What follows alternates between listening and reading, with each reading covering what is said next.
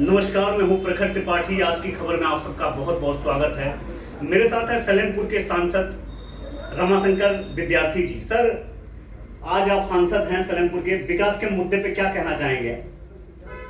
देखिए, सरकार तो हमारी नहीं है जी। बावजूद उसके मैं सलेमपुर के विकास में एक इतिहास बना रहा हूँ। सबसे बड़ी समस्या थी कि सलेमपुर के सांसद लोग होते थे और जन समस्याओं को लेकर पार्लियामेंट में मौन रहते थे, लेकिन पार्लियामेंट में मेरी जब जब भी लोकसभा चली है तब तब जनता के सवालों को लेकर के मैंने काफ़ी सभ्य तरीके से अपनी बातों को रखा है, जिसको जनता ने सराहा। विकास की बात करना, जब से मैं सांसद हुआ तब से हमारे क्षेत्र की जो सड़कें, खराब सड़कें हैं, निरंतर अधिकारियों से बात करके उनको सड़कों की दशा सुधारने का प्रयास करता हूं। अभी आप देखे होंगे, कल परसों में मेरे बयान चल रहे थे, मैंने क्षेत्र में डॉक्टरों की, हॉस्पिटल में डॉक्टरों की उपलब्धता के लिए भी मैंने पार्लियामेंट में सवाल किया था। उसका जवाब आया, मैंने जनता को सब बताते रहता हूँ। उसी तरह से बिजली के सवाल पर जहाँ 25 kV की ट्रांसफार्मर की जरूरत थी, 10 kV का लगाया। जहाँ 63 की जरूरत थी, 25 का लगाया।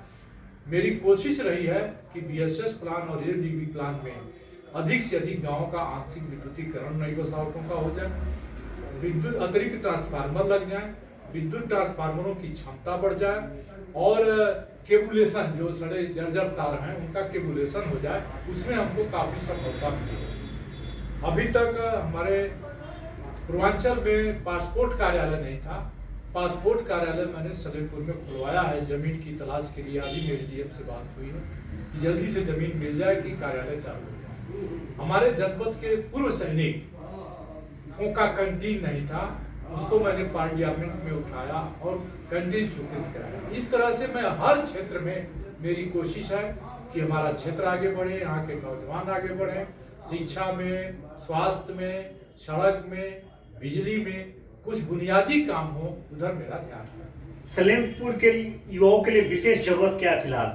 हमारे युवा काफी संख्या में टेक्निकल हैंड हो गए हैं जी। तकनीकी शिक्षा की तरफ युवाओं की रुझान बढ़े, लेकिन तकनीकी शिक्षा लेकर अगर वो घर पर रहेंगे तो आउटसोर्सिंग ने हम युवकों की कमर तोड़ दी। जी जी। और आउटसोर्सिंग, रोजगार की तरफ युवक मजबूरी में आकर्षित हुआ है कि आखिर बैठा क्या करे। लेकिन व्यवसाय की भी एक सीमा है, क्रय शक्ति लोगों की कम हो रही है। तो युवाओं की जो सबसे अधिक जरूरी है कि आउटसोर्सिंग की नौकरियां बंद हों और तमाम विभाग, एक तरफ विभागों में वैकेंसी खाली है और दूसरी तरफ आउटसोर्सिंग की नौकरी दी जा रही है, जिससे नौजवान परेशान है। इसलिए नौजवान, किसान, व्यापारी, महिलाएं, सबको जो बुनियादी विकास है, सरकार कभी धर्म के आड़ में छिप जाती है, कभी जात के आड़ में छिप जाती है, लेकिन जो बेरोजगार युवक है उनको रोजगार का प्रबंध नहीं करती। अगर वो रोजगार में लगे हैं तो तमाम तरह की GST और फार्म लगा करके उनको परेशान करती है। तो यह ठीक बात नहीं है। हमारे देश के युवा अगर आगे नहीं बढ़ेंगे तो देश पर कर्ज बढ़ता जाएगा। ये भारत के लोकतंत्र और भारत देश के लिए अच्छा नहीं। UGC पे आप क्या कहना चाहेंगे? आज UGC का देखा जाए तो हर जगह विरोध है, स्वर समाज कर रहा है, आपकी क्या इसमें राय है? भारतीय जनता पार्टी युवा रोजगार मांग रहा था। जी जी। तो युवाओं को रोजगार देने का प्रबंध कर दे। आप देखे होंगे कि कभी हिंदू मुस्लिम, कभी बैकवर्ड फॉरवर्ड, कभी UGC। जरूरत क्या थी? जी जी। जिस देश में करोड़ों नौजवान बेरोजगार हैं, वो अगड़े भी हैं, पिछड़े भी हैं, दलित भी हैं, सारे नौजवान हैं।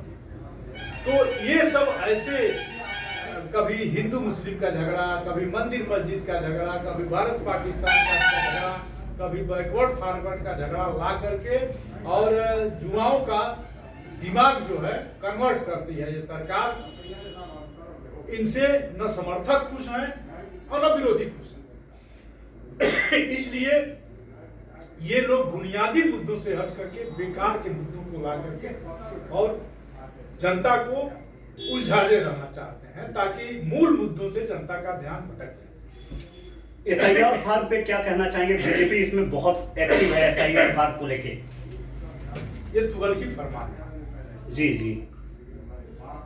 रेणु दुबे और एक दलित का बेटा हमारे ही सलेमपुर का, दोनों निर्वाचन के कार्यालय में निर्वाचन कर्मी थे दोनों मंत्री। अगर ये जानते कि 3 महीने तक डेट है तो वो आत्महत्या नहीं करते ना वर्क लोड से। SIR में सरकार ने 2 बड़ी गलती, एक तो टाइम कम दिया और दूसरे सरकार दिल्ली के पार्लियामेंट में और बाहर यह कहती रही कि घुसपैठियों को हम गणना करने के लिए, तो घुसपैठिए कहाँ गए? क्योंकि यूपी की जनगणना तो आ गई, अरे वोटर लिस्ट आ गई, उसमें जो मृतक हैं उनकी अलग लिस्ट आ गई, जो डबल मतदाता हैं उनकी अलग आ गई, जो शिफ्ट मतदाता उनकी अलग आ गई, जो नॉन मैपिंग मतदाता उनकी अलग लिस्ट आ गई। सरकार शहरी मतदाता काफी संख्या में भारतीय जनता पार्टी का होता है। शहर के लोगों ने सोचा कि हम गांव में मतदाता रहेंगे तो शहरी मतदाता काफी संख्या में करते, तो इस तरह से करीब करीब 20 लाख पूरे प्रदेश में शहरी मतदाता भारतीय जनता पार्टी को नुकसान हुआ, जिस पर मुख्यमंत्री चिंतित हुए, उनका बयान भी आया कि गलत हो रहा है। उसकी भरपाई करने के लिए फिर SIR का समय बढ़ाया, SIR का समय बढ़ाकर अब भारतीय जनता पार्टी के मंडल के पदाधिकारी फार्म 7 ले जाकर के, जिनका कोई नाम नहीं, कोई गांव नहीं, आपका नाम कटवाने के लिए आपके परिवार का कोई दरखास्त देगा, लेकिन जिनका नाम नहीं, गांव नहीं, वो आपके गांव का वोट काटने के लिए फार्म 7 भर के 10 को दे दिए, 50 को दे दिए। तो SIR ले डूबेगा भारतीय जनता पार्टी को देखते रहिए। क्या लग रहा है समाजवादी पार्टी 2027 में आएगी? समाजवादी पार्टी के साथ प्रदेश की जनता खड़ा हो रही है। हम लोगों की भी कोशिश है कि सभी समाज को जोड़ करके बुनियादी मुद्दों पर लड़ाई लड़े, महंगाई पर, भ्रष्टाचार पर, बेरोजगारी पर लड़ा जाए और 27 में सपा की सरकार बनेगी। अगर आपकी सरकार 27 में आती है तो युवाओं के लिए क्या सोच रखते हैं आप? तो कह दिए कि हम 100% नौकरी देंगे, जिनको नौकरी नहीं दे पाएंगे बेरोजगारी भत्ता देंगे। और इस सरकार की जो योजनाएं, जो उद्योगपतियों को बड़े कर्जे माफ करके उनको लाभ पहुंचा रही है, उसी ढंग से हम प्रदेश के युवाओं के भविष्य का इंतजाम करें। जी सर, बहुत बहुत धन्यवाद हमारे साथ बनने के लिए आपका।